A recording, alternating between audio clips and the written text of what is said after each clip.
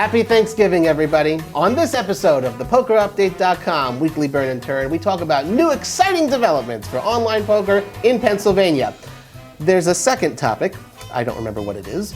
Then there's rediscovering poker fandom at the WSOP and 5 ways to make the World Series of Poker more fan-friendly. Right after this.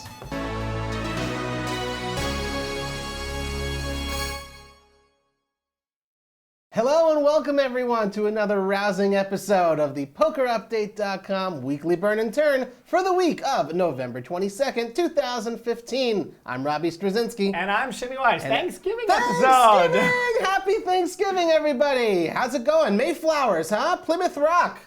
That's very well educated There you go. references. Pilgrims, Indians, it's all good. Happy Thanksgiving. Enjoy your gourds, your cornucopias, your cranberry sauce, and all the trimmings and football and poker updates, weekly burn and turn. Happy to be here for you for another week of exciting poker entertainment. This is actually going to be the first annual Poker Update Thanksgiving show.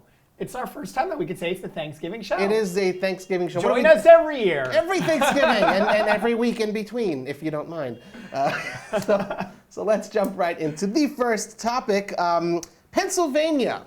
It's a good topic to start for with. Thanksgiving, you know, with the founding fathers and all that. One of the original colonies. Yes. There you go. How many colonies were there, Shimmy? There were 13. I know stuff. He knows stuff. It's all in the show notes. That's right. Yeah, that's right. We know exactly what we're talking about. Yes, lots of show notes today. That's right. We'll see how long we go.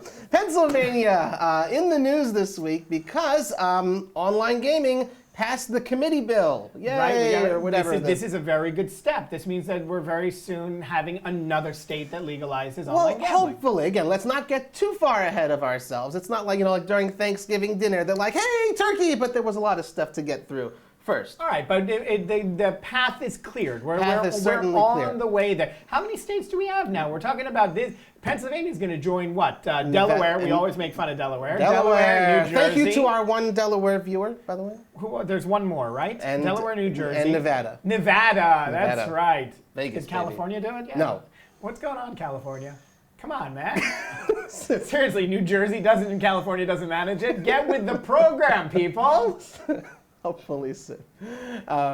Anyway, so Pennsylvania, by an 18-8 committee vote, they agreed in the legislature over there that they will, it's like the preliminary thing, that the bill will go unamended to a vote in the House and the state Senate to see if it will pass for iGaming, not just online poker, but all sorts of casino games and all that kind of stuff.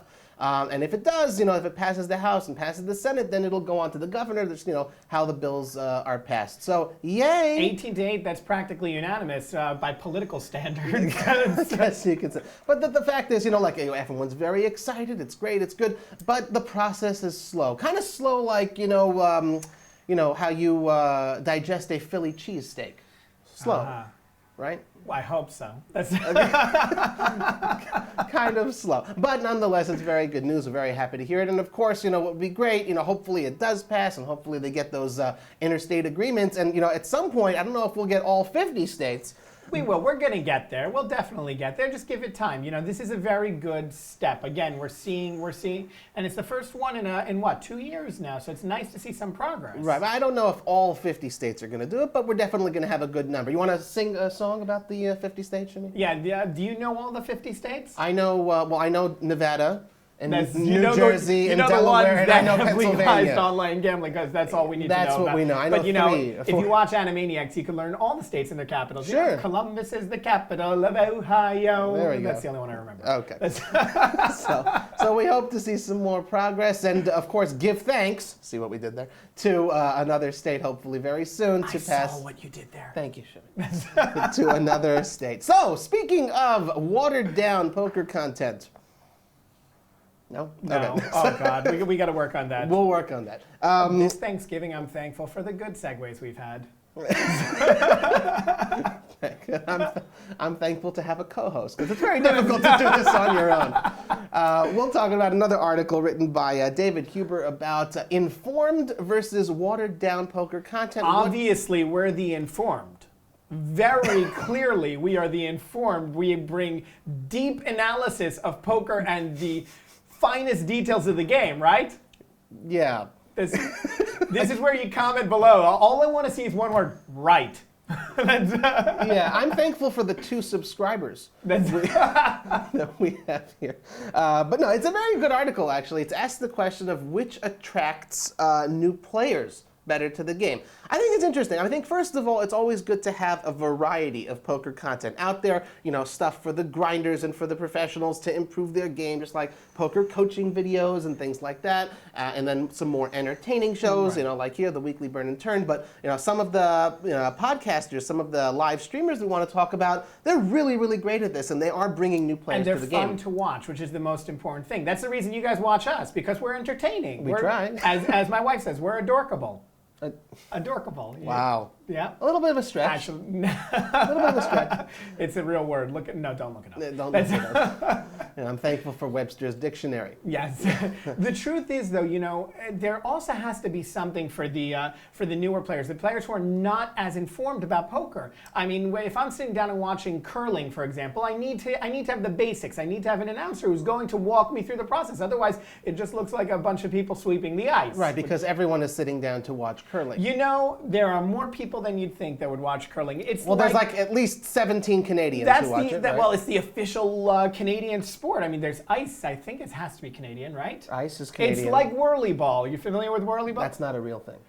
You've never heard of whirly ball? Not a real He's thing. never heard of whirly ball. Oh my God. All right, it's not really poker related, but I'm telling you, if you've never heard about whirly ball, it's bumper cars. It's bumper cars, basketball, and wiffle ball. Wiffle ball, no, the thing where the nets where you throw, I don't know. But anyways, all put together, but you got bumper cars. You're hitting it. Oh God. Okay, not a real thing. I'm thankful that Americans don't know anything about whirly ball. Next vacation Robbie goes on, we're going to make sure he goes to play whirly And ball. curling. And curling.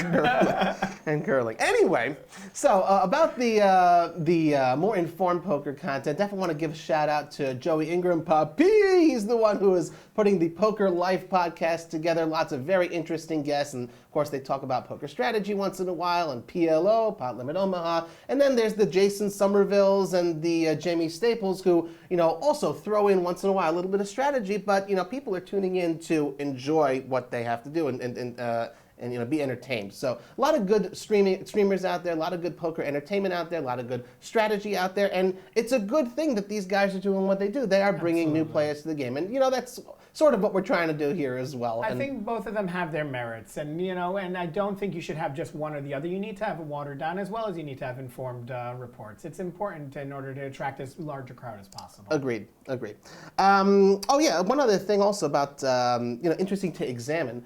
The World Series of Poker itself, that's the one that anyone who's ever heard of poker, right? They know the World Series.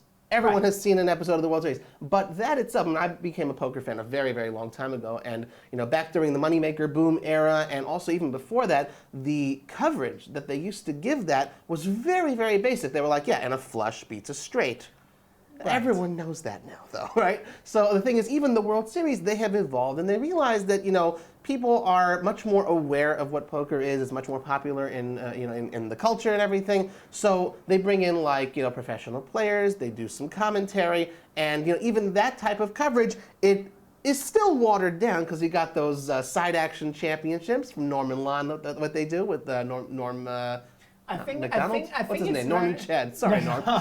Sorry, I think it's very much like it's like the Harry Potter effect. The first 4 books, you go over every single detail. This is a Muggle. This is a wizard. After that, you assume the person knows what they're talking about. If you've been here this long, you know that a flush beats a straight. Right. A straight beats a flush. And that whirly ball is not a real thing. It is a sport. It is an actual sport with bumper cars. If it is a real sport, go ahead and comment and tell me about it in the YouTube comments over there. But we're going to move on to, speaking of the World Series, one of our writers, Jennifer Newell, she had a real treat.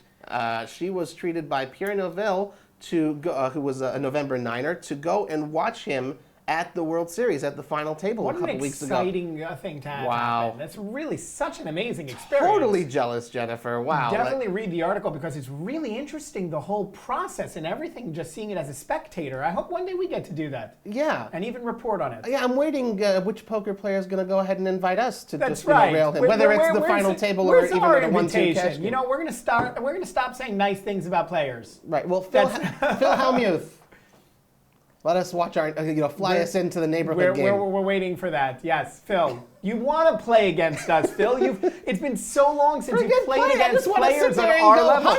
Honey, you should see how he beat me again. That's Phil Hellmuth for you. Anyway, so Jennifer wrote this great article about rediscovering her fandom. Jennifer's been a poker writer, professional poker writer for many, many years, and she has covered events like these. She's covered the World Series before, and she's always with her, her notepad and her pen and everything. But she was there just to sort of enjoy the experience, and it reminded her after all these years of you're getting used to it, but this is what it's like to be a fan. You walk around, you go to Starbucks, and you see none other than Phil Hellmuth. He's ordering a coffee, just that's really cool. I would love to do that. It's good to see how they're attracting fans again. Go ahead, ready for the segue. This is going to be the perfect segue. About Whirly Bowl? No. Oh, they're fans. attracting fans. We're talking about attracting fans. We need to figure out a way to attract more fans to the poker. We need to bring in more fans. How can we do that? Next article. Also, that was an awesome segue by Shimmy Weiss. Well done, Shimmy Weiss. Well done. And when you speak of yourself in the third person, you know that the segues are absolutely.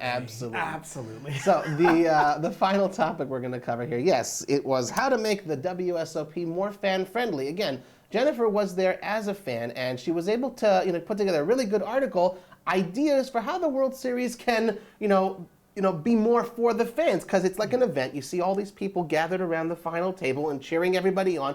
Wouldn't it be great? Yes, of course it's a competition, and for the players are putting up the money, but such a huge type of a thing, you could do a lot more and make it just like a whole fan experience. Yeah, I liked what was said, though, that on the most basic level, you need to make sure that everyone knows when it's taking place. Yeah, you gotta. That's a really big failure in terms of publicity. Everyone needs to know that the process of being able to come as a spectator. Well, I wouldn't call it a failure as much of to make it better for the fans. Again, the fact is, the November 9, it's about 9 people who are finishing this 6,000, person poker tournament.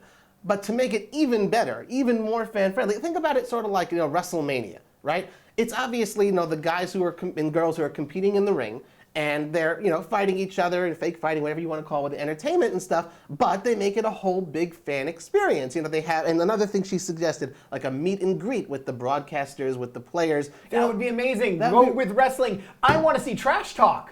Give them microphones and pit them off against each other. That would be incredible. I want to see the smackdowns at the table. Layeth the smacketh down. In the left corner, weighing such and that would be a lot of fun. You know what? I want to see T-shirts also shot into the crowd. If I'm going to be a spectator there, I want the guy with the big T-shirt thing, shooting it off into the crowd. Oh, that would be really cool. That would be a lot of fun. Maybe they do that. I wonder if they do that. We have to go as a spectator. You know what? Bring us in as a spectator. We can give you a much more informed report of exactly what's going on. That's right, Phil. Come on, buddy. He's always there. Anyway, so a lot of very good ideas. And one thing that Jennifer didn't mention, a lot of different things about, she said, autograph sessions, like book signings, really, really cool stuff. She said also invite fans to take part in the Hall of Fame ceremony. Again, something that, the WWE does. They have this huge crowd, thousands and thousands of people, when the Hall of Fame inductee gets in there and speaks. It's a really cool thing. It makes fans really feel part of the experience. Why wououldn't you do it? Seriously, it's such an easy way of tapping into the public and getting and raising up the interest. And also making a little extra money at the WSOP. Whether it's free or even just like a couple bucks of a token fee. I think it would be really, really cool. Creates also more poker content, because of course you're going to film such a thing, make it broadcast to everybody. I think it'd be really cool. One thing she didn't say, though, the bottom line of all this is make poker much more like wrestling. So we're going to bring steel chairs next time when we go. Smackdown. Right? Steel chairs. Great. No, I want to see one of them pick up the steel chair and say, bad beat, you get bad beat, you pick up the chair, smack it over the other guy. There you go. Tag team poker. Let's bring it. That's what the WWE needs to, that's what the WSOP needs to do. Anyway, once again, happy Thanksgiving, everybody. We hope you've enjoyed this little bit of poker Let us entertainment. know what you're thankful for. And be sure to subscribe here and put it in the comments. Look for us on Facebook, Poker Update, @Poker Update on Twitter. Shout out to, your favorite people that you are thankful for, and to Phil Hellmuth, of course, who's going to fly us in next time he makes a final table. Looking forward to that. Happy Thanksgiving, we're everybody, waiting a long time. from the Weekly Burn and Turn.